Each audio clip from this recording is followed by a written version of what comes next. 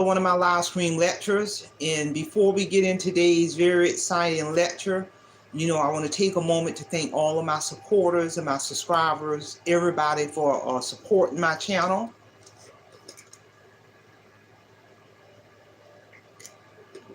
My channel would not be where it's at today without all of my supporters. So with that being said, let's get on down to today's lecture. And the focus of this lecture is going to be the tragedy of social media.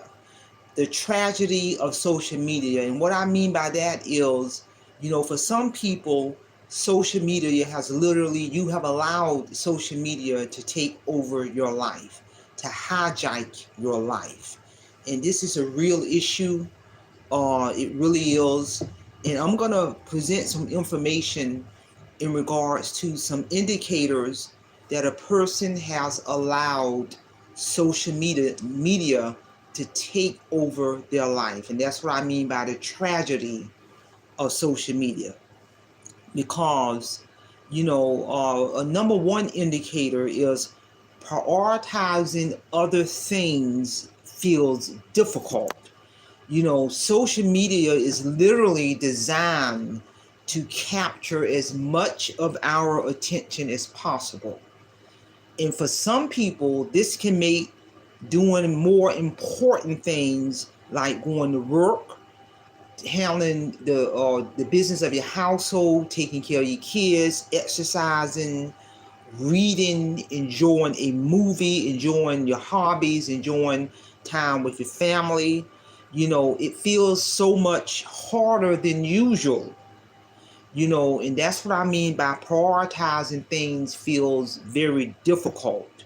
It's so important to have a balance, to strike a balance. Social media does serve a positive purpose if you're, on social media and watching thought-provoking, motivational, inspiring topics, how-to topics, inspiring lectures, and you gain what you need to gain and deplug and move on with your day, move on with your life. It's so important to have that balance.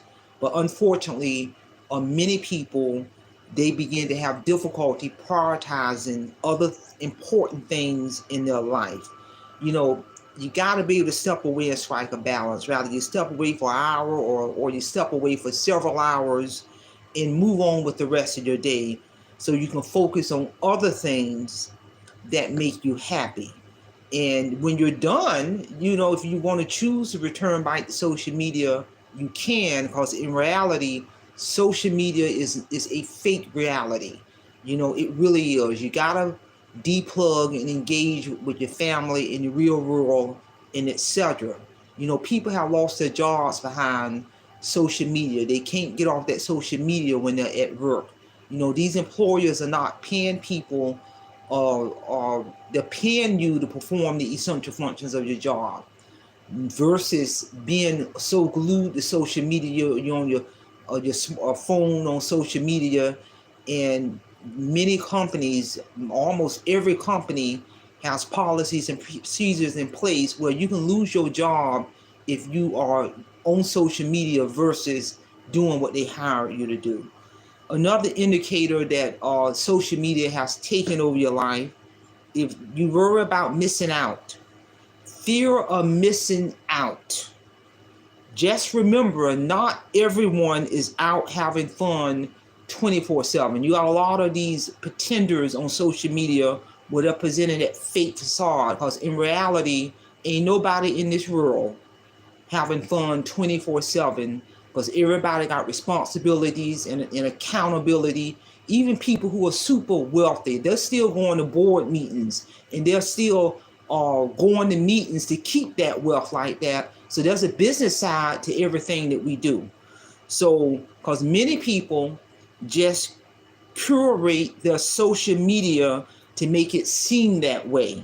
When you find yourself feeling left out, it may be time to start scrolling. Because again, in reality, ain't nobody having fun 24/7. You got to get up, you got to go to work, you got to deal with family, deal with traffic, deal with personalities, people in the real world. And I'm here to tell you, Another indicator that social media has taken over your life and has become a tragedy, literally, is you compare yourself to other people, even ones you don't know. You ain't met none of these people in the real world at all. You can have thousands of followers. I got over 300,000 subscribers. I don't know any of these people. It's probably about a handful of people who have subscribed to my channel who I know in the real world. In the real world, knew them long before I became a content creator, who has been to my home and know me for years. I don't know these other 300,000 plus people. They know of me as a content creator and the business side of it, and that's it. So you compare yourself to other people, even ones you don't know. While jealousy is a totally normal feeling, social media has the potential to heighten that feeling until it leaves you feeling terrible about yourself.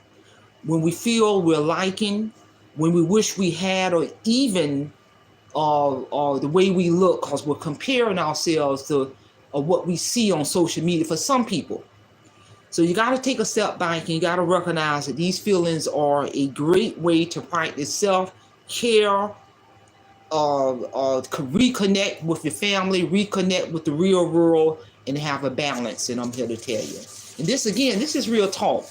Another indicator that a person has allowed social media to take over their life is you have a hard time forming your own opinions. You're taking some time away. Taking some time away from the screen will give you more time and space to think for yourself and form your own opinions instead of being bombarded with other people's opinions online that you don't even know. Another indicator that social media has taken over your life is you feel disconnected from your loved ones in the real world. Social media is in a world of its own, that virtual world, but it is not the one you live in reality. I will hope not. So you're staying glued to the phone can create a divide between you and your loved ones, between you performing the essential functions of your job, being aware of your surroundings.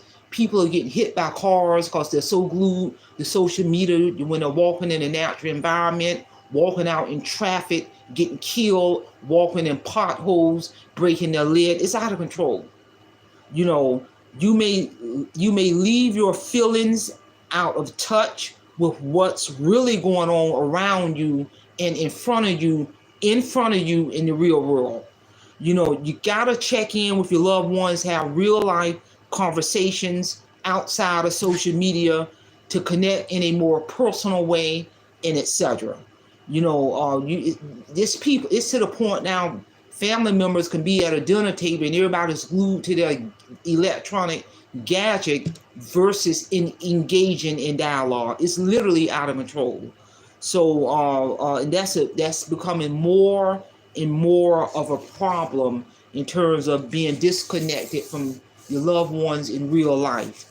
And this is real talk. It's to the point now where there is literally social media addiction. I'm a licensed therapist, even though I'm retired, but you got licensed therapists who specialize in treating people who have social media addiction to the point they've lost custody of their children because they're so glued to social media. They're not paying attention to their kids. They're not taking care of their kids. They're not cleaning the house. The child is literally going hungry because that family member, that parent, is so glued to social media. They're losing their jobs behind social media. They're walking in front of traffic and getting killed because they're glued to the cell phone. So there literally is a treatment out there for people who have allowed social media to become a tragedy in their life to the point they literally have lost touch with reality. And this is real talk. So share this information. Someone may need to hear it. Don't forget to mark your calendar July 27 at 9 a.m. Eastern Standard Time. I'm going to do another relational live stream lecture on full copy edit. If you want to find out what that's about, tune in. And that's all I have. Simple File, Simple Fidelis. and I'm going to leave you in the care of your own conscience. Have a great day.